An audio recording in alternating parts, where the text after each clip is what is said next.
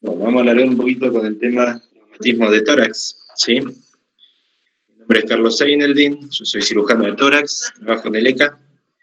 Soy el jefe de cirugía del ECA, así que vamos a alargar un poquito con el tema este. Bueno, acá vemos uno de los tantos videos que se ven por internet, donde hay accidentes por todos lados. Los accidentes de tránsito son la primera causa de muerte en jóvenes hasta 35 años. El año pasado, en Argentina solamente hubo 6.627 muertos, por lo cual hay más o menos un promedio de 20 muertos por día, que lo que hacen un problema de salud directamente. Ustedes calculan que por cada muerto que hay 3 que quedan con discapacidad permanente, es decir, que el Estado, la gente lo va a tener que subsidiar de por vida. Hay 75 que quedan con discapacidad transitoria y hay 120 internaciones. En el mundo, el año pasado hubo 3 millones de muertos, ¿sí? Esto, ustedes ahora estamos todos en el medio de la pandemia, calcúlenle un poquito con el tema de los números que estamos manejando ahora. En Argentina hay hoy 10.000 muertos más o menos, acá hubo 6.627, es decir, números más o menos similares, y siempre hay que calcular, por un lado, que estos son todos jóvenes, en general jóvenes, ¿no? Y que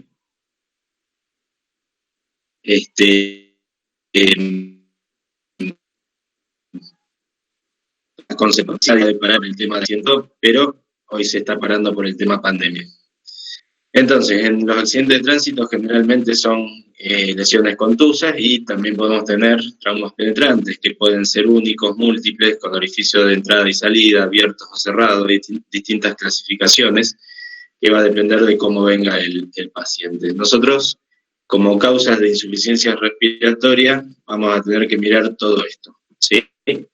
Es decir, si tenemos la vía aérea permeable, si se broncoaspira, si hay atelectasia, si el tórax es inestable, si hay una visceración diafragmática, si hay un neumotórax, una contusión. Bueno, todo esto nosotros chequeamos en la parte respiratoria, que en general todo esto termina con un distrés respiratorio y que el paciente no pueda respirar y pueda llegar a morir.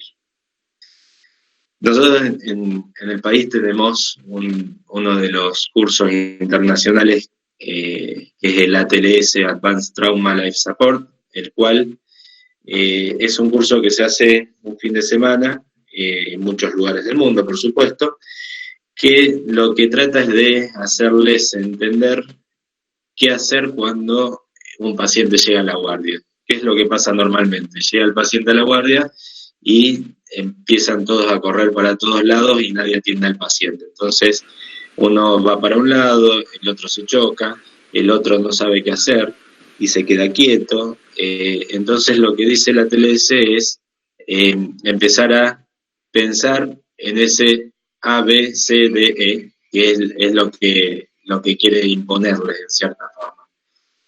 Ese ABCD es una mnemotecnia como para que ustedes cuando tienen un paciente grave sepan cómo empezar y por dónde seguir, ¿sí? Después vamos a ver, ahora lo vamos a ver al ABCD. Vamos a tener que hacer reanimación de funciones vitales, después se hace un segundo examen, y por último los cuidados definitivos. ¿Qué es el ABCD? Primero vamos a ir al A. El A implica la palabra airway, que es vía aérea, ¿sí? Nosotros con simples maniobras ya podemos dejar lo que se dice una vía aérea expedita, es decir, que esté permeable. ¿Cómo hacemos eso? Primero, cerciorarse una buena entrada de aire.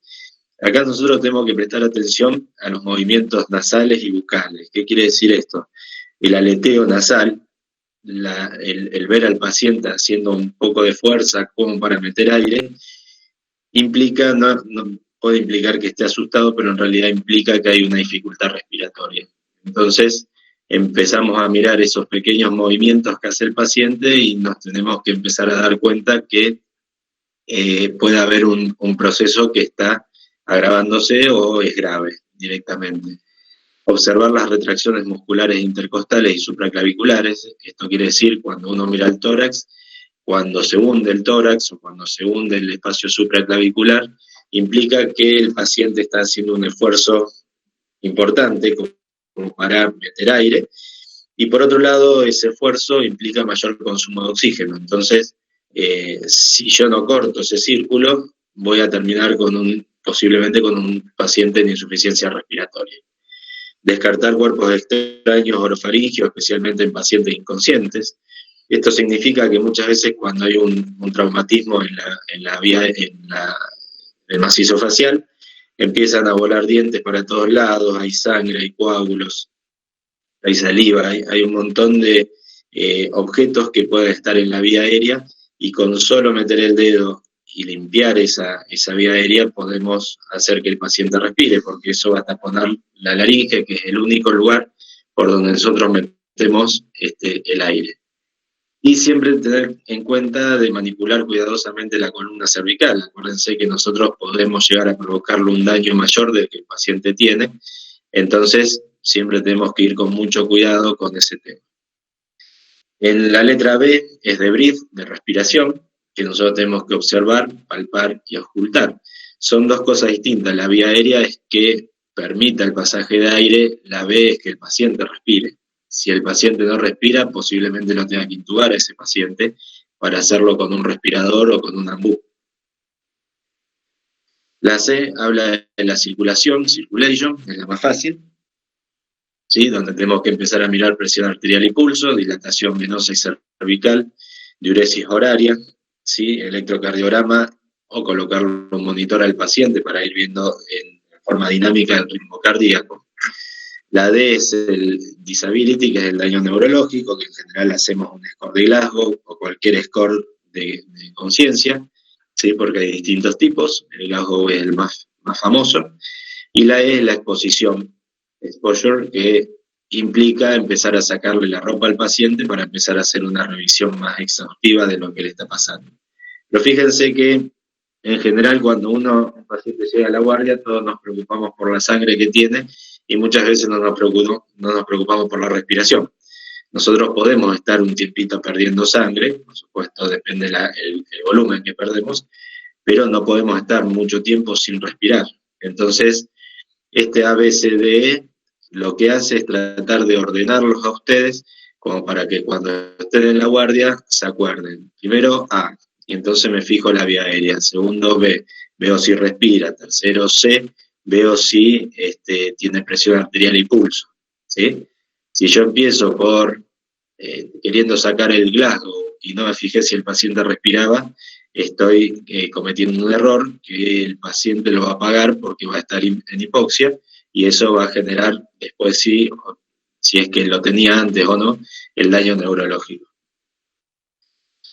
Cuando nosotros hablamos de traumatismo de tórax, nosotros vemos lesiones más frecuentes y en general, acuérdense que una de las funciones que tiene la caja torácica es el hecho de poder actuar de defensa del contenido interno. Entonces, es lógico que las lesiones más frecuentes que veamos, nosotros vemos un 31% de lesiones de pared torácica y un 4% de tórax móvil, es decir, un 35% de los lesionados van a tener lesiones en pared, ¿sí? En algunos ingresa el problema, puede ser el proyectil, puede ser el puñal, cualquier cosa que ingrese, y entonces empezamos a tener un neumotórax en un 14%, hemotórax en un 18%, contusiones pulmonares y otras más. Las formas clínicas que tenemos del trauma torácico, podemos tener un paciente que ingresa compensado o descompensado. Si ingresa compensado, lo vamos a controlar, vamos a ir viendo, vamos a poner los analgésicos, vamos a ir haciendo todas las medidas que sabemos. Si el paciente ingresa descompensado, entonces tenemos que ver si tenemos una falla hemodinámica, una falla respiratoria o una falla mixta. Si yo sospecho una falla hemodinámica, tendría que estar pensando en una hipovolemia por una cuestión de que está perdiendo sangre o un taponamiento cardíaco que no me permite el bombeo del corazón. Si yo tengo una falla respiratoria, tengo que estar pensando en un neumotórax, por ejemplo, o en un tórax móvil, un bolet costal. Ahora, si yo tengo una falla mixta, podría tener un hemotórax masivo, por ejemplo, que no me deje ni respirar y me esté perdiendo sangre. Esta es una foto que yo saqué de internet y se le pueden dar dos aplicaciones. Una, supongamos que este paciente vino degollado, ¿sí?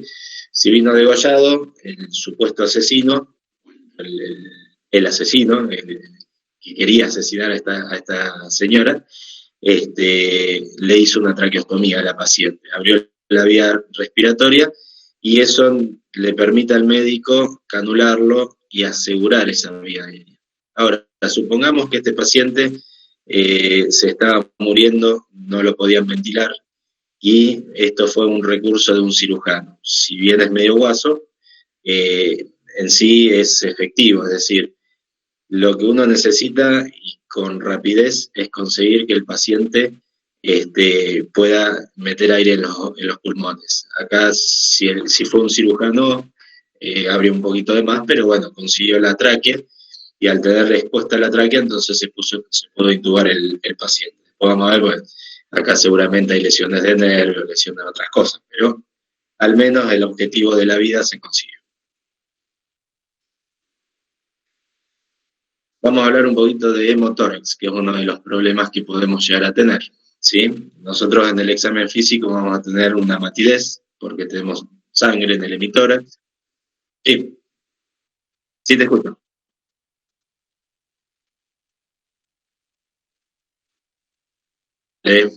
Frenamos un poquito y metemos todo. Nada.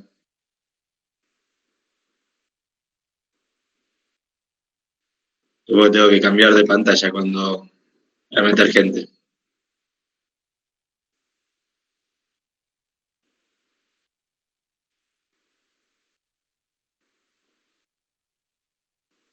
¿Se va entendiendo por ahora el tema?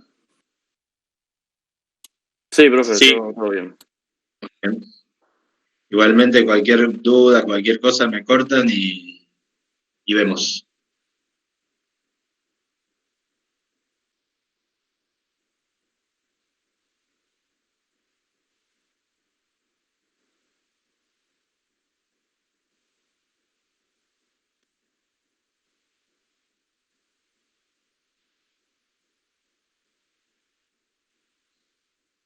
A ver si se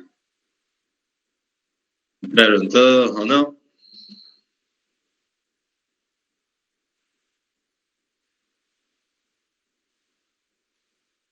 Bueno, seguimos.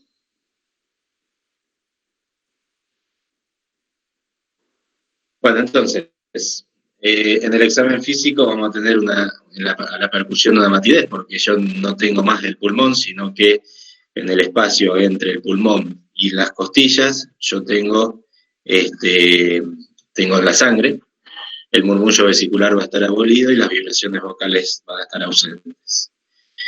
Entonces, ¿qué hacemos con un paciente con hemotórax? Nosotros podemos decir que si el paciente no está complicado, podemos tener un hemotórax leve, que sería menor, una cantidad menor a 500 centímetros cúbicos, que yo si quisiera podría hacer una punción como para determinar las características de ese líquido, o nada, lo espero. Acuérdense que en las radiografías se ve el líquido a partir de unos 500 centímetros cúbicos, es decir, en un frente, si ustedes sacan un frente, se va a empezar a ver en la radiografía a partir de 500 centímetros cúbicos, porque menos de esa cantidad se esconde en el fondo del saco y no lo pueden ver en la radiografía. Sí se puede ver antes en un perfil. Si el hemotórax es leve recidivante, es decir, que es poco, pero no termina de resolverse, esto se va viendo en los días, yo puedo hacer un drenaje o una videotoracoscopía. Si el drenaje es mediano, de 500 a 1500 centímetros cúbicos, entonces yo ahí voy a tener que poner un drenaje de tórax. Siempre en los traumatismos torácicos, generalmente el 80% de la patología se resuelve con drenajes de tórax solamente y no hace falta operar al paciente. Entonces yo ahí pongo un drenaje de tórax, repongo la volemia y veo a ver cómo evoluciona. Si esos 1500 centímetros cúbicos, que sería el límite superior, aumentan, vamos a pasar al inicialmente grave o masivo. ¿Qué quiero decir con esto? Acá nosotros ponemos unos ciertos valores estáticos, pero en realidad esto no es tan estático, es decir, en una persona de contextura física chica no es lo mismo que en un grandote, ¿sí?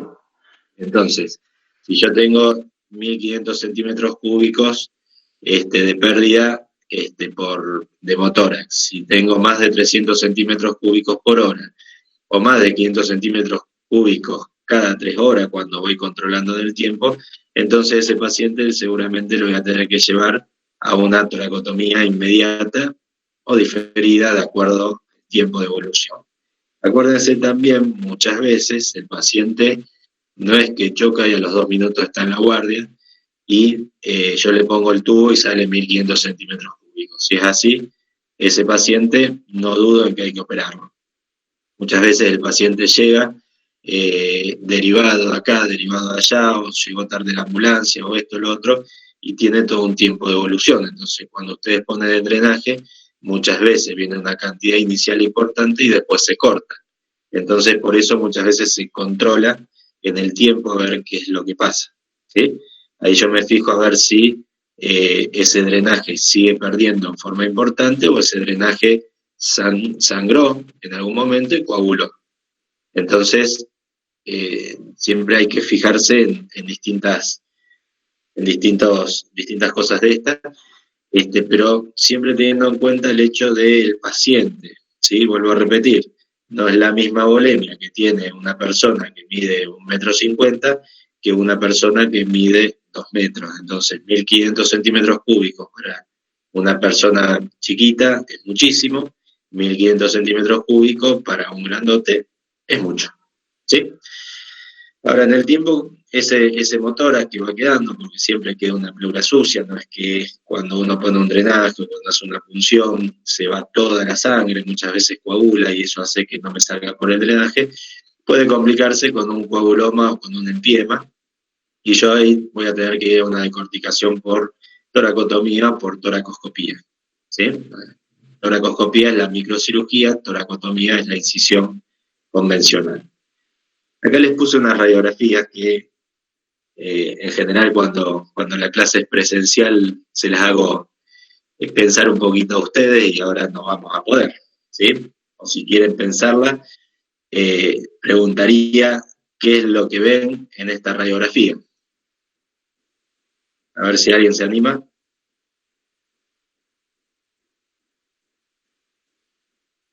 ¿Nadie?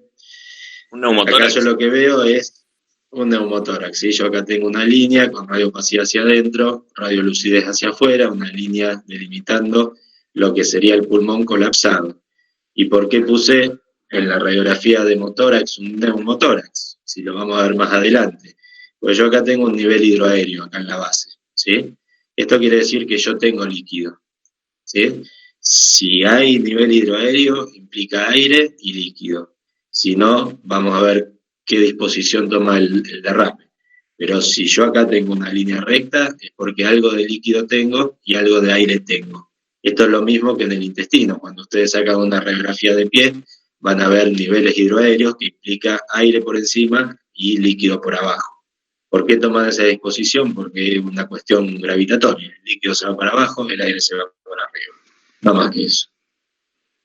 Entonces, ahora yo tengo esta radiografía. En esta radiografía, ¿qué es lo que veo en este mitórax? Yo lo que veo es lo que se llama la línea de Damaso-Ellis, ¿sí? Que es una línea que es cóncava hacia arriba y cóncava hacia adentro, ¿sí?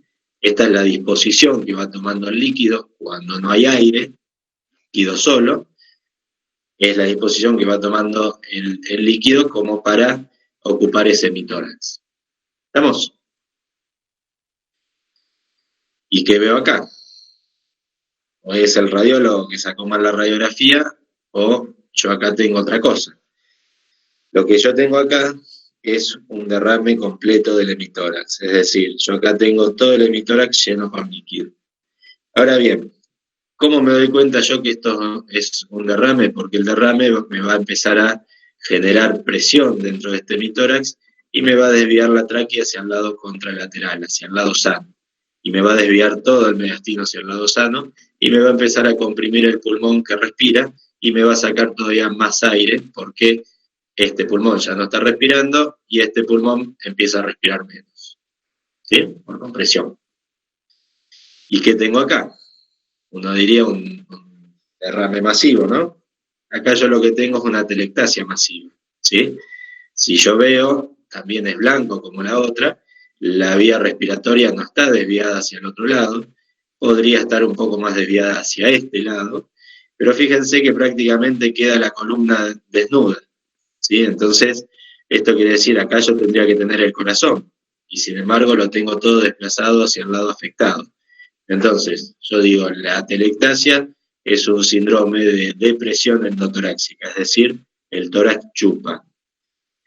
El derrame pleural es un síndrome de compresión endotoráxica, es decir, el líquido empuja, ¿sí? Entonces yo lo voy a ver al problema todo blanco, como es acá, si es completa, ¿no?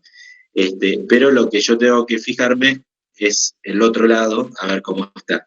Si acá yo tuviese una tráquea desviada hacia el lado contralateral y un pulmón derecho más chico, entonces yo supongo que esto es líquido. Si acá yo tengo un pulmón derecho más grande y una tráquea desviada hacia el lado contralateral, entonces yo supongo que esto es una atelectasia. Más sensibilidad tiene la tomografía, en la cual yo acá veo una fase, un gris clarito por dentro, que es el pulmón colapsado, y un gris más oscuro por fuera, que es toda la sangre que tiene el paciente.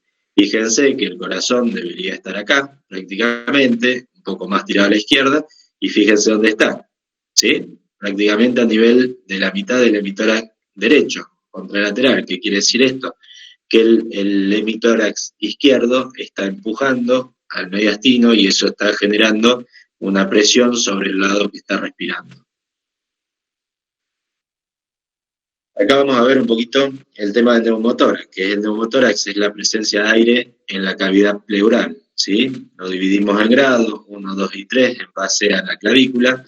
Cuando está por fuera del tercio externo, grado 1, cuando está entre el tercio externo y el interno, grado 2, y cuando está en el interno es grado 3. Algunos hablan de un grado 4 cuando hay una hipertensión por el neumotórax, ¿sí? Entonces, ¿qué es lo que vamos a ver? Vamos a tener un paciente disneico, un paciente con cianosis. La cianosis, fíjense que se ve en los labios sobre todo, que es donde se van a ver azul, en los dedos, que son los lugares donde más me voy a dar cuenta de la cianosis. Voy a tener un desvío de tráquea, acá se supone que un neumotórax hipertensivo derecho, por lo cual la tráquea se me desvía hacia el otro lado. Voy a tener una hiperresonancia, si yo percuto, el paciente va a sentirse, como tiene mucho aire, se va a sentir como hueco. El paciente va a tener tos y siempre hay que tener en cuenta esto, el paciente puede tener excitación, ¿sí? Nosotros somos, cuando nosotros vemos a un paciente que está excitado, que está ansioso, que está loco, le decimos, ¿sí? Lo primero que decimos que sí, este es un drogadicto de aquello, este es un loco, y en realidad muchas veces la excitación depende de otras causas, no solamente del ser un loco o no, ¿sí? Es decir, como médico, yo primero, cuando el paciente tiene una excitación, lo primero que tengo que pensar no es que es un paciente loco, sino que es un paciente hipoxémico. Si yo controlo que la parte respiratoria está todo bien, recién ahí me pongo a pensar que el paciente pueda tener mucho dolor, ¿sí? Si el paciente tiene dolor, también se va a excitar. Ahora, si el paciente no tiene hipoxemia y no tiene dolor, entonces recién ahí estoy avalado como para empezar a pensar de que el paciente puede ser un paciente loco, ¿sí? Loco, agresivo, o pónganle el adjetivo que ustedes quieran, ¿sí? Ahora, el tema para nosotros, ¿qué es lo que tiene que quedar? Si un paciente está excitado en una guardia, sospechen que ese paciente pueda estar hipoxémico. Esto siempre pónganse el ejemplo cuando ahora se viene el verano, vienen las piletas, viene el río, viene el mar, y cuando nosotros nos podemos jugar con algún amigo, ya somos grandes, un poco más grandes, pero cuando éramos más chicos sobre todo, nosotros lo que muchas veces agarraban la cabeza y te metían abajo del agua, ¿sí? Durante unos segundos está todo bien, nos divertimos todos. Cuando uno está más tiempo de lo que el cuerpo le aguanta, ¿qué empieza a hacer? Empieza a tirar patadas y trompadas para todos lados. ¿Por qué? Porque por instinto nosotros nos defendemos con excitación. Es decir, está todo bien, seguimos siendo amigos del que nos está metiendo la cabeza abajo del agua, pero mi instinto hace que yo ya no me quede quietito jugando y que cuando salga me ría, ¿sí? Mi instinto hace que cuando yo empiezo a sentir esa disnea, esa falta de aire, esa hipoxemia, empiezo a hacer lo imposible por salir a la superficie. Eso es lo que le pasa a un paciente que está hipoxémico, es decir, el paciente sin estar abajo del agua siente que se está ahogando, que se está asfixiando, y lo que hace es activar ese instinto para poder tomar más aire, que por otro lado es contraproducente porque lo hace consumir más oxígeno, pero es la necesidad de ir a buscar más aire, ¿sí? Si ustedes pusieran una jeringa, sobre todo de vidrio, y clavaran el emitora cuando está tensión, lo que van a tener es que el émbolo se va hacia atrás por una cuestión de presiones. Una vez que lo drenan, sale, ¿sí? ¿Qué es lo que hay que hacer con estos pacientes? Lo que se dice en los libros, o sea, tratar de hacer algún orificio o clavar alguna aguja como para al menos sacar la hipertensión. Una vez que sacamos la hipertensión, vamos a tener un neumotórax que después nos va a dar tiempo para resolverlo. Entonces, ¿cuál es el mecanismo? Por medio de una lesión de pulmón, por medio de una lesión en la pared, tiene que ser un mecanismo valvulado, ¿sí? En el cual el aire entre y cuando quiera salir por el mismo orificio, la válvula tape y empieza a acumular cada vez más aire dentro del hemitórax, ¿sí? Entonces, tanto por afuera como por adentro, el mecanismo igual, se empieza a acumular aire y empieza a empujar hacia el mediastino, hacia el otro lado. El neumotórax, al igual que el hemotórax, es un síndrome de compresión endotorácica, es decir, empuja el mediastino hacia el lado contralateral y achica el pulmón contrario, ¿sí? Ahora, pero esta imagen la puse sobre todo por otras cosas. Uno siempre escucha el tema del acodamiento de las cavas. En realidad, cuando yo pregunto muchas veces qué es el acodamiento de las cavas, nadie me sabe decir. Nosotros metemos la sangre al corazón por medio de la cava superior y la cava inferior, ¿sí? La cava superior está más o menos libre, se va con el mediastino, por lo cual tiene una cierta elasticidad. Pero la cara inferior tiene que pasar por el orificio del diafragma, ¿sí? Que está específicamente hecho para eso y está específicamente hecho para que la cava desemboque directa. Cuando yo tengo una hipertensión importante, yo voy a desplazar el corazón, que normalmente está acá, y lo voy a desplazar para acá. Entonces, tanto la cava inferior como la cava superior, en realidad todos los elementos, pero acuérdense que la aorta es dura y las venas cavas son mucho más flexibles y permiten el colapso. Entonces, cuando yo me venga con la vena cava inferior, con el corazón desplazado, entonces acá se me va a acodar. Y esto piensen en la manguera del jardín, que pasa cuando se les corta, se les disminuye el calibre, disminuye el flujo, por lo cual la sangre va a querer venir. Como acá tenemos un piquete que no me deja pasar la sangre, porque es el mismo orificio tendinoso que me está colapsando la vena cava, que en lugar de venir acá arriba, tiene que hacer este trayecto, entonces me va a disminuir la precarga. Al disminuir la precarga, disminuye la poscarga y larga menos sangre hacia el cuerpo, y eso me va a dar el shock. Es decir, el acodamiento de las cavas implica que al disminuir el calibre de la vena cava, sobre todo la inferior, el paciente va a recibir menos sangre al corazón, y al recibir menos sangre va a eyectar menos sangre, y eso me va a dar el shock, porque no me va a llegar la sangre a la cabeza. Cuando no me llega la sangre a la cabeza, me caigo al piso, ¿sí? Entonces, yo acá lo que tengo que resolver rápidamente es esa hipertensión para que el corazón rápidamente vuelva al medio y la cava vuelva a largar la cantidad de sangre normal que le llega de toda la parte inferior del cuerpo. Entonces, ¿cuál es el tratamiento del neumotórax? Cuando es cerrado, yo puedo tenerlo hipertensivo o normotensivo. Si es hipertensivo, yo lo tengo que descomprimir inmediatamente. Si es normotensivo, me da tiempo y yo lo puedo drenar. Ese neumotórax puede expandir o puede no inflar, ¿sí? Si infla en 72, 48, 72, 96 horas, yo le saco el drenaje y se va a la casa. Si no infla, entonces yo puedo poner una aspiración continua si quiero, tengo que evaluar una broncoaspiración de ese paciente y ahí puede inflar y vuelvo a retirar el tubo más adelante y si no infla yo tengo la opción de hacer una toracotomía o una toracoscopía. Cuando el neumotórax es abierto, yo lo tengo que transformar en cerrado. ¿Cuándo es abierto? Cuando yo tengo una falta de pared, ¿sí? Es decir, tuve un traumatismo tal que me voló parte de la pared y eso hace que el aire entre y salga cómodamente. Entonces yo tengo que ingeniármela de alguna forma como para cerrar esa brecha, hacerlo cerrado y después ver para dónde corre y drenarlo.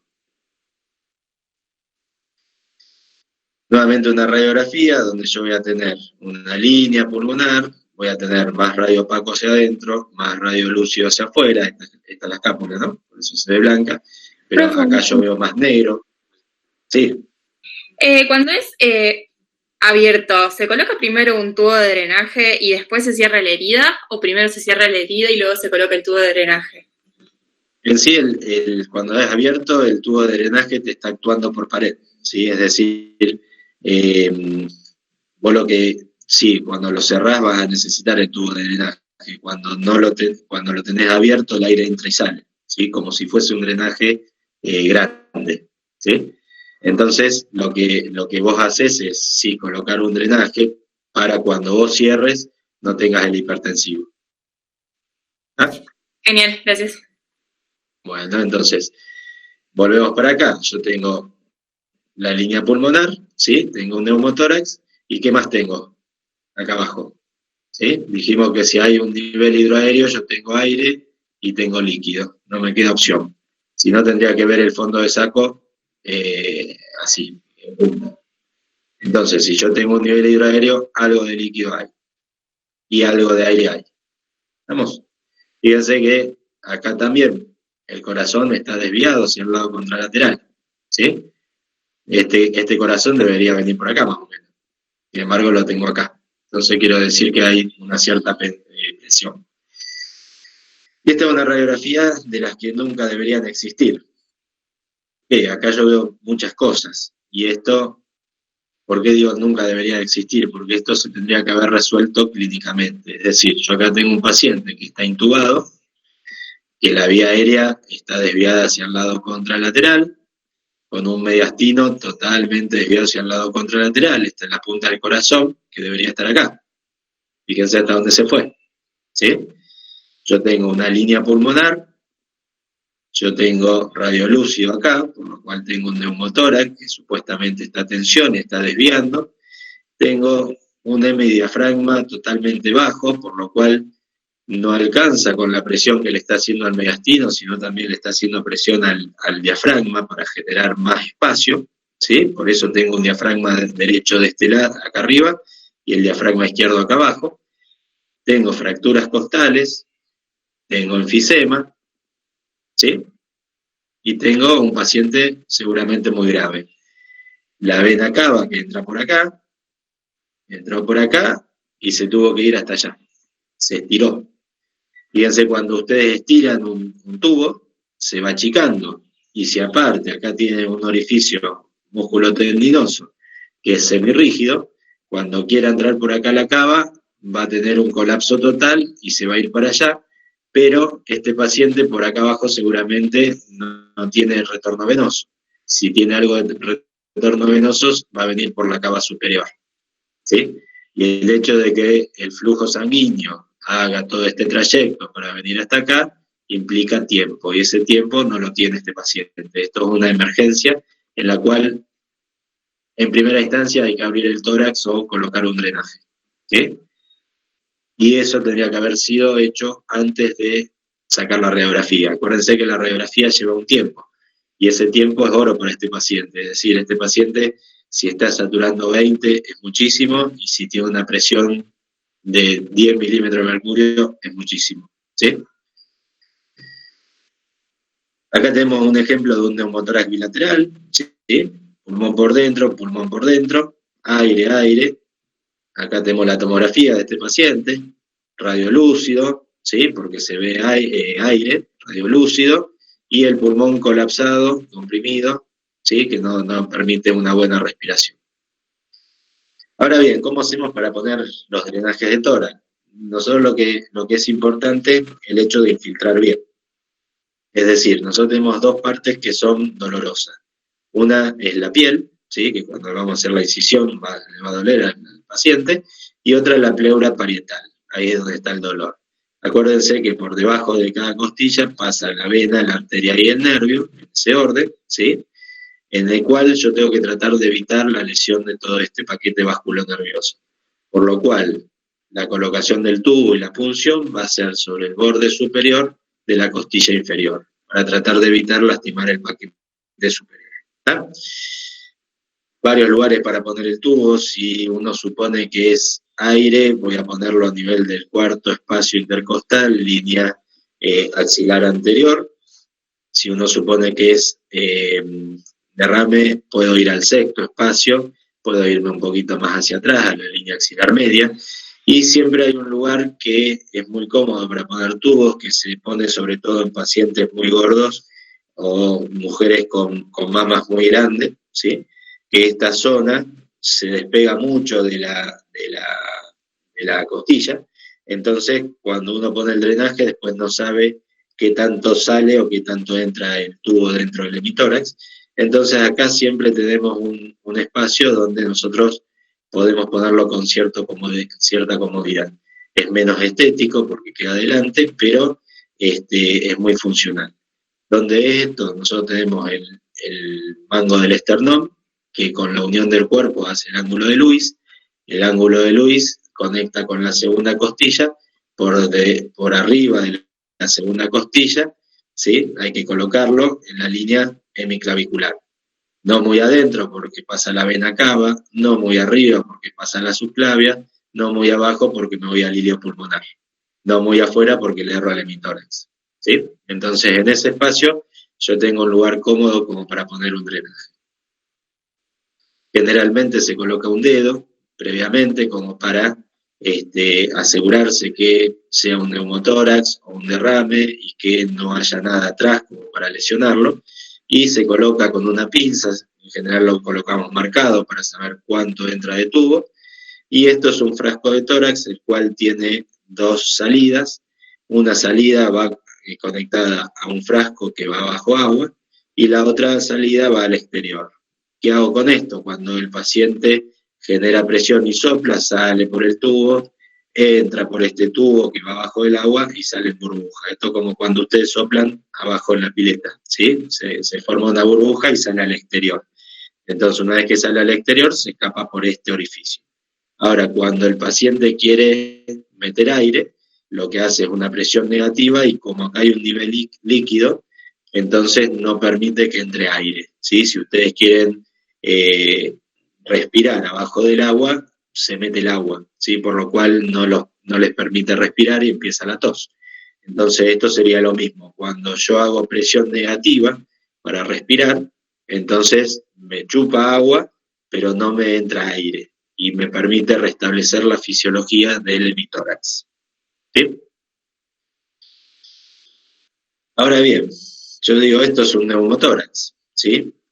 Y puede ser correcto, pues yo acá tengo una radiolucidez, acá tengo la línea pulmonar, acá tengo más radio opaco y tengo la tráquea desviada, ¿sí? Todos me dirían, che, esto es un neumotórax, vamos a ponerle un tubo. Pero en realidad esto es una hernia diafragmática.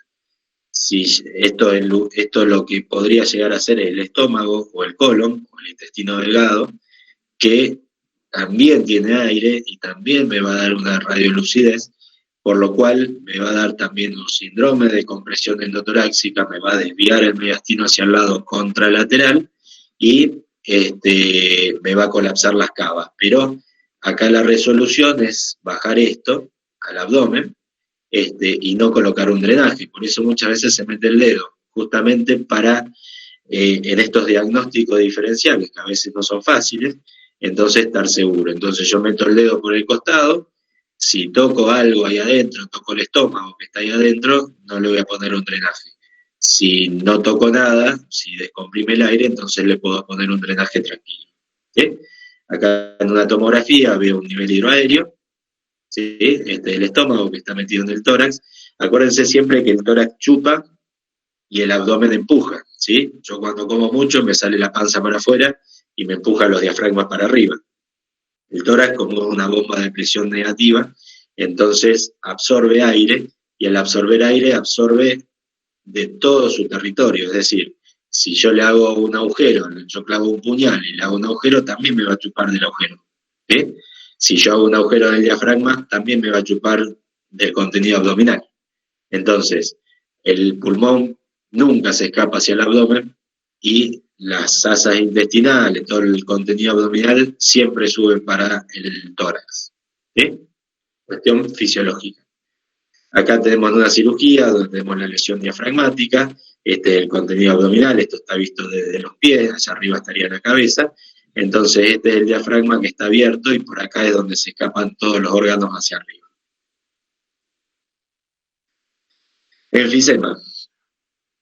Habrán visto muchas veces lo que se llama el muñeco de Michelin, como se lo describía el libro de patología, en el cual el paciente se empieza a inflar como un globo, sobre todo se distorsiona la parte de los párpados y también se distorsiona mucho la parte testicular y de los labios mayores. ¿Por qué? Porque son lugares de tejido conectivo laxo que permiten mayor expansión. Entonces son lugares donde uno va a ver especialmente esa patología.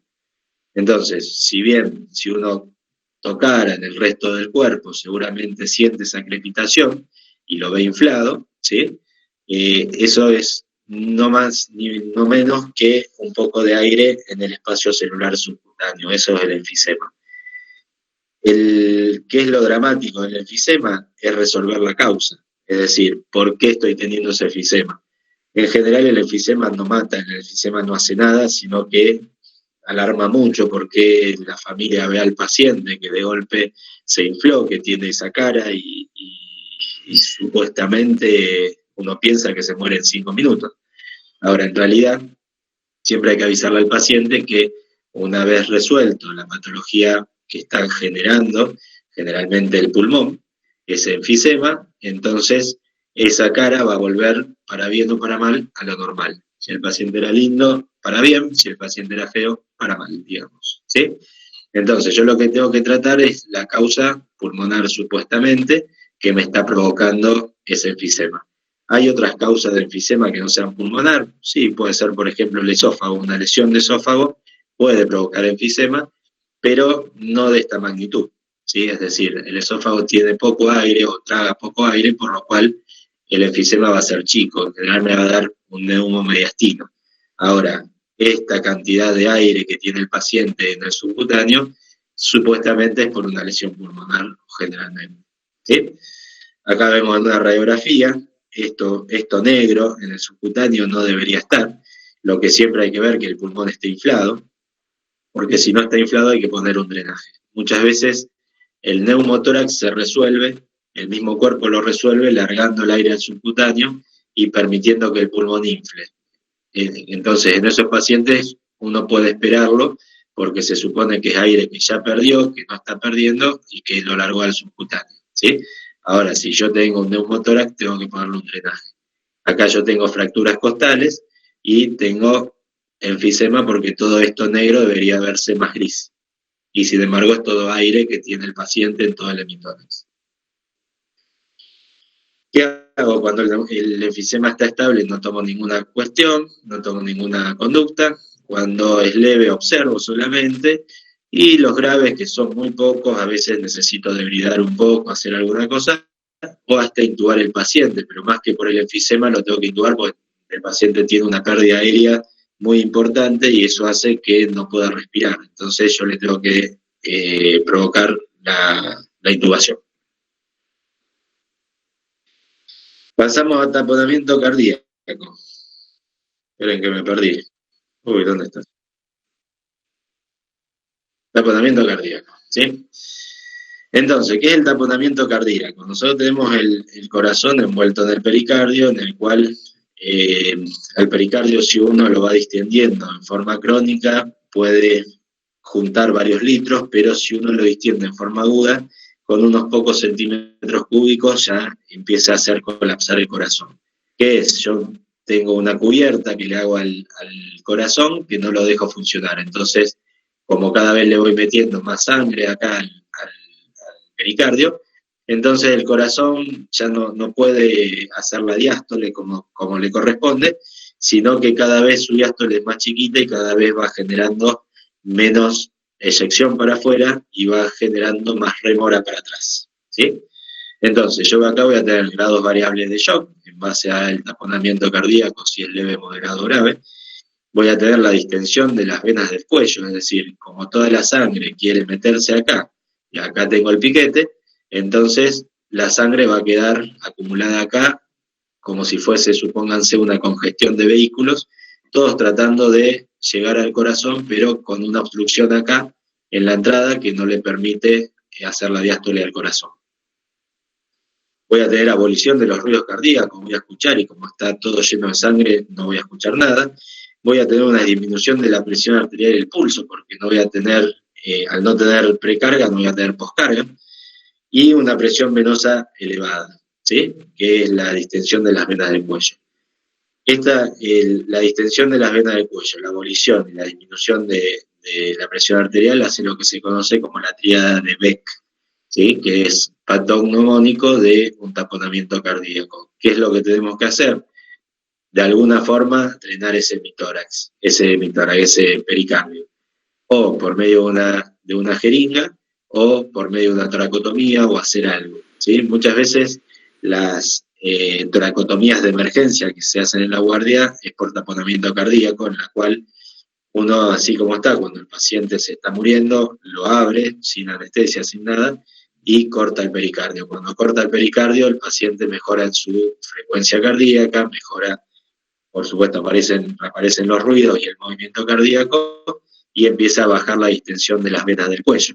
Por lo cual, después sí vamos a tener que ir a quirófano como para ver por qué se produjo ese taponamiento cardíaco y cómo lo drenamos para el futuro. Fracturas costales. ¿Vamos entendiendo por ahora? ¿Están ahí o se durmieron, profe? Sí, profe. ¿De la triada? ¿Cómo? ¿Puede repetir la parte de la triada? Sí, bueno. Vamos a tener la distensión de las venas del cuello por un aumento de la presión venosa, abolición de los ruidos cardíacos y una disminución de la presión arterial y el pulso. ¿Sí? Estas tres cosas que tenemos acá. Esa es la tríada de Beck, que me va a dar un shock. ¿Sí? Gracias. Entonces, ¿qué pasa cuando yo tengo fracturas costales? Yo voy a tener dolor, ¿sí? Que eso me va a restringir la respiración. Voy a tener una ventilación cada vez más rápida y más cortita, lo cual va a aumentar el dióxido de carbono, va a producir un trabajo respiratorio mayor, que me va a demandar mayor oxígeno y eso me va a llevar a mayor hipoxia, ¿sí? Voy a tener tos y secreciones, que como no las voy a poder sacar porque tengo dolor y yo restringo la tos, entonces puede terminar una neumonía, una sepsis, empiema o absceso, ¿sí? En un cuadro infeccioso. Entonces, ante una fractura costal, ¿qué hago? Si es de la primera, si es una o dos costillas, en general no se hace nada, ¿sí? Se hace analgésico, se hace bloqueo intercostal, como mucho, y sí lo que se trata es la parte de complicación, es decir, muchas veces una sola costilla puede llegar a lesionar el pulmón y hacer un hemo o un neumotórax, y eso sí lo voy a tener que tratar con drenaje de tórax, kinesiología, evaluar la broncoaspiración, el antibiótico, las nebulizaciones, todas las cosas que yo necesito para mejorar el neumo o el hemotórax. Cuando yo tengo una fractura de la primera costilla o de las costillas superiores, Si no está complicada, también hago analgésico. Pero siempre tengo que sospechar que el plexo braquial o la subclavia puedan estar lesionadas, ¿sí? Por lo cual siempre tengo que tener preparado una toracotomía o una cervicotomía. Cuando las costillas inferiores son múltiples, ¿sí? Si no están complicadas, ¿sí? Yo también voy a hacer drenajes, kinesio y broncoaspiración y analgésicos. Ahora, cuando están complicadas, hay que sospechar que puede haber una lesión abdominal y muchas veces tengo que hacer una laparotomía, ¿sí? Acuérdense entonces, las costillas superiores pueden lesionar el plexo braquial y la subclavia, las costillas inferiores los órganos abdominales, ¿sí? Cuando yo tengo varias fracturas, ¿sí? Puedo tener con respiración paradojal, que ahora lo vamos a ver, que es el bolet costal o tórax inestable. Entonces, si no está complicada, todo bien. Si está complicada, yo tengo que empezar a ver estas otras cuestiones y tratarlas. Pero cuando yo tengo respiración paradojal, lo que tengo que hacer es o intubar al paciente o estabilizar la pared, ¿sí? ¿Por qué intubo al paciente? Porque yo cuando intubo al paciente dejo de necesitar la estructura ósea para respirar. Nosotros tenemos una bomba de vacío, ¿sí? Es decir, ¿se acuerdan cuando de chicos, bueno, ustedes son más chicos que yo, nosotros de chicos a veces jugábamos con un rulero y un globo, ¿sí? ¿Qué hacíamos con eso? Poníamos un venenito adentro, por lo cual generábamos una presión negativa tirando el globo para atrás y cuando lo soltábamos salía el venenito, ¿sí? Entonces, ¿qué es lo que hacemos así acá? Nosotros tenemos una estructura ósea, que es la caja torácica, que lo reemplazaríamos por el rulero. Y teníamos una estructura que generaba presión, que está dada por el diafragma, los músculos intercostales y los supraclaviculares. Entonces, yo para generar esa presión necesito una estructura rígida. Si el rulero fuese muy blandito, no me genera presión. Ahora, si la caja torácica yo la tengo lastimada, entonces voy a tener lo que se llama la respiración paradojal, o voy a tener el tórax inestable, o voy a tener el bolet costal, ¿sí? Son todos sinónimos. Esto es un bolet costal, fíjense el paciente respirando, tiene que estar respirando aire ambiente, ¿sí? Que cuando nosotros tenemos que expandir el pulmón se achata, y cuando nosotros tenemos que hacer fuerza con el pulmón se sale para afuera, ¿sí? Fíjense que el paciente no puede toser, no tiene fuerza para toser, y por otro lado está con una taquipnea, está respirando muy fuerte, muy rápido, y eso haciendo que todo este movimiento que tiene el tórax le dé una respiración que no le sirve, ¿sí? Cuando yo tengo bolet costal, tengo que tener 3 o más costillas contiguas fracturadas en 2 fragmentos, ¿sí? Vemos acá una costilla en 2 fragmentos, 2 costillas en 2 fragmentos, 3 costillas en 2 fragmentos, ¿sí? Entonces yo esta parte ya va a ser independiente del resto de la respiración. Aparte tengo fracturado para arriba, para abajo, para todos lados. Pero esta parte ya me puede dar un bolet costal. El bolet costal se ve sobre todo en la parte anterior, o sea, cuanto más anterior es el bolet costal, más se va a visualizar, ¿sí?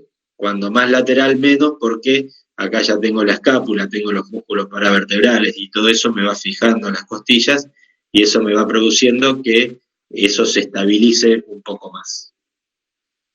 ¿Qué es lo que hace el bolet costal? Cuando mete aire el paciente, debería inflarse el tórax y la parte del bolet se hunde, ¿sí? Al hundirse desvía el mediastino, hace que el aire se vaya para el otro lado, de que pierda volumen de aire el pulmón derecho y que tengamos una respiración difícil con el pulmón izquierdo. ¿Qué pasa cuando el paciente expira? Expira y como esta parte se va hacia afuera, ¿sí? Y en lugar de meterse, se va hacia afuera, desvía a través del mediastino, acuérdense del acodamiento de las cavas, acuérdense de que cuando esto se va para afuera, parte del aire expirado se va a meter hacia el otro hemitórax, por lo cual va a hacer un shunt, ¿sí? Y va a generar que la sangre siga desoxigenada, ¿sí? Y todo eso va a alterar la respiración. Esto es un video de... Alguno habrá jugado al fútbol y le dijeron ponete un pulmotor. Esto eran los pulmotores. ¿Qué era? Esto es una terapia intensiva, Dante. Es una bomba de vacío con un fuelle abajo, el cual generaba una presión negativa, fíjense los fuelles funcionando, ¿sí? Generaba como la estructura de acero era, como la estructura de acero es rígida, entonces la hacía de caja torácica, el paciente tenía que quedarse quietito, miraba solamente por un visor que tenía acá, ¿sí? Movían la cabeza, el resto del cuerpo no lo podía mover, y eso le generaba la presión negativa y los hacía respirar a los pacientes. ¿Eh? Eso es lo que era el pulmotor. Después se inventaron técnicas de fijación externa, o por clavos, o tracción al cenit, es decir, se agarraba la pared, se la colgaba, se colgaba de acá y se ponía un peso, como se hace muchas veces con las fracturas de fémur. Y hoy en día, en general, se hace una osteosíntesis, es decir, se ponen unas placas como para restablecer la pared torácica. ¿Para qué sirve todo esto? Devuelve la rigidez y movilidad normal del tórax, estabiliza aero y hemodinámica en forma rápida, da una supresión precoz del respirador o la evita, ¿sí? Muchas veces estos pacientes los mete uno en el respirador para que pueda respirar, ¿sí? Pero en algún momento tenemos que sacar los respiradores, y si no tenemos resuelta la pared torácica, no lo vamos a poder sacar a ese paciente porque no va a poder hacer el winning. Entonces, o lo operamos rápido y evitamos el respirador, o tratamos de sacárselo lo antes posible. Le hacemos una consolidación costal en línea, ¿sí? Porque muchas veces las costillas están desplazadas, controlamos las lesiones viscerales, y con todo eso disminuimos el periodo de hospitalización. Y terminamos por hoy. Preguntas.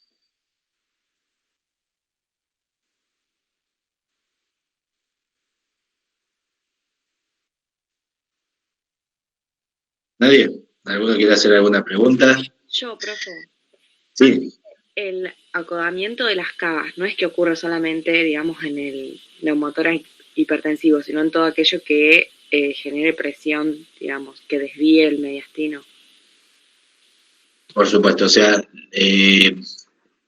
tanto, por ejemplo, el neumotórax como el hemotórax o el derrame pleural y la telectasia que te lo desplace hacia el otro lado, todos generan un acodamiento de la vena cava, ¿sí? O sea, todo lo que mueva el mediastino para un lado o para otro, entonces te va a generar un acodamiento de la cava de distinto grado, es decir, hay veces que el acodamiento de las cavas es una cuestión que el cuerpo lo puede compensar tranquilamente, y hay veces que no lo puede compensar, ¿sí? Pero todo lo que te desvíe el mediastino te lo va a producir.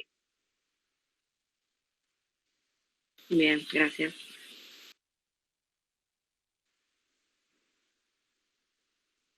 ¿Otra pregunta? Creo que somos más de 100, si no me equivoco, no sé cuántos habrán quedado ahora. Pero si quieren preguntar se puede, no se asusten. Hay un compañero que está haciendo una pregunta por el chat. Dice, profe, con respecto al tamponamiento cardíaco, ¿también de insuficiencia respiratoria o solo vemos la triada de Beck? No necesariamente. Vos podés tener, esperen que me voy a la otra parte.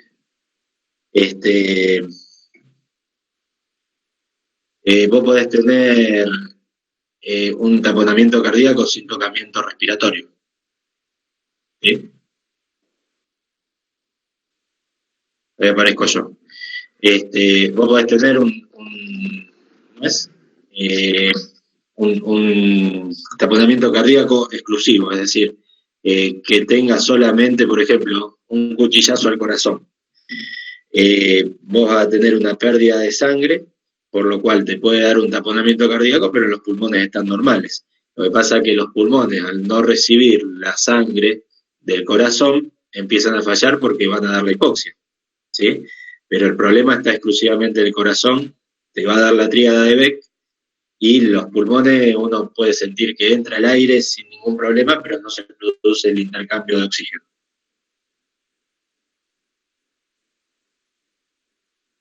Ahí miro el chat a ver si hay otra. ¿Alguna otra pregunta? ¿En dónde se va a publicar la grabación? No tengo idea. Me dijeron que lo grabe, acá lo estoy grabando. No sé ni dónde se está grabando, en realidad. Y calculo que por la página de facultad. ¿Cuál es la diferencia de taponamiento cardíaco y hemopericardio? El taponamiento cardíaco puede no ser sangre. O sea, vos podés tener un taponamiento cardíaco por otras causas, que no sea necesariamente sangre. Sangre es la más común. La sangre es la más común. Bueno, acá me ponen que lo sube a YouTube. La sangre es la más común porque es la que más rápidamente se junta, pero puede ser un líquido infeccioso, por ejemplo, puede ser cualquier cosa que ocupe el espacio en el pericardio. En general, cuando es un derrame pericárdico de causa, por ejemplo, infecciosa, generalmente es más crónico y es menos probable que te dé el taponamiento, ¿sí? Acuérdense que cuando lo que se va juntando dentro del pericardio se forma en forma crónica, va siendo lo que se llama el corazón del botellón, ¿sí? En la radiografía, es decir, va acumulando líquido y hemos drenado a veces derrames pericárdicos de 2 litros de líquido. Sin embargo, un taponamiento cardíaco se puede producir con 100, con 200 centímetros cúbicos de líquido, producidos en forma rápida. En cuanto a la aceleración pulmonar, se asocia siempre a neumotórax o a hemotórax, y cuando tenemos una laceración pulmonar, seguramente te está perdiendo aire ese pulmón, y puede que pierda sangre o no. Siempre algo de sangre pierde, pero para ver si es importante o no, sí, generalmente se va a asociar con alguna lesión y va a provocar algo de neumotórax o mucho neumotórax y algo de hemotórax. Por chat se animan a hacer preguntas, pueden animarse por voz también. Profe, en el enfisema de tratamiento, entonces, si es grave, lo intubo y el aire se reabsorbe del tejido subcutáneo. No, es más, vas a provocar más aire. ¿Sí? Si lo intubás vas a provocar más aire, pero vas a necesitar ventilar a ese paciente. Uno lo intuba cuando son lesiones importantes, con pérdidas importantes, y no te queda otra que intubarlo. Ahora, vos sí lo que tenés que empezar a hacer es resolver esa pérdida de aire. Entonces, mínimamente, un drenaje y a veces 2 drenajes vas a tener que poner en el hemitórax. Si son enfisemas muy importantes, también uno tendría que empezar a sospechar de que no hay una lesión de bronquios, por ejemplo. ¿Sí? Si yo pongo tubo y tengo enfisema y tengo neumotórax, sobre todo hipertensivo, y el paciente no me mejora, y yo tengo que sospechar que la lesión sea tal que a lo mejor rota el bronquio o la tráquea inclusive. Es decir, si todo el aire que yo respiro se va al hemitórax, yo puedo poner un tubo, necesito que los tubos sean más grandes que la tráquea para poder descomprimir ese hemitórax, ¿sí? Y si yo estoy perdiendo tanto volumen de aire, el otro pulmón tampoco va a respirar. Entonces yo lo que necesito es el hecho de mantener primero la respiración y después ver por qué pierde, o en simultáneo, ¿sí? Gracias. En el neumotórax abierto, primero hago la oclusión de 3 lados y después lo dreno. Bueno, eso es un poco lo que hablábamos recién. Yo puedo drenar primero, ¿sí? A ver, drenar. ¿Qué quiere decir con drenar? Si yo lo cierro, voy a empezar a tener una hipertensión. Entonces yo, ya que viene el paciente supuestamente respirando, entonces le puedo poner el drenaje primero y después lo cierro, ¿sí? Si el paciente viene de insuficiencia respiratoria, yo lo tengo que intubar a ese paciente. Ustedes calculen que cuando nosotros operamos abierto, nosotros podemos hacer eso, nosotros hacemos, cuando abrimos la pared, hacemos un gran neumotórax. ¿Y por qué podemos hacer eso? Porque tengo un anestesista que me está ventilando a ese paciente, ¿sí? Entonces tiene un tubo endotraqueal que le está metiendo aire a presión. Entonces yo ahí no necesito la caja torácica, que es lo que hablábamos con el bolet costal. Entonces ahí no necesito esa estructura, sino que el pulmón solo se infla y se baja, y yo puedo seguir trabajando y operando. Entonces yo lo que tengo que ver acá es si lo hago antes o después de acuerdo al paciente. Ahora, si yo tengo un neumotórax abierto, ese pulmón no debería estar ventilando porque debería tener un neumotórax importante. Entonces yo lo tengo que ir a drenar por algún lado.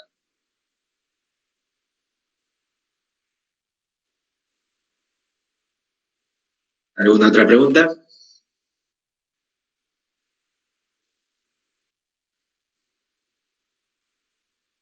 ¿Nada? ¿Nos vamos? Yo después le tengo que dar más adelante la clase de esófago y pulmón también.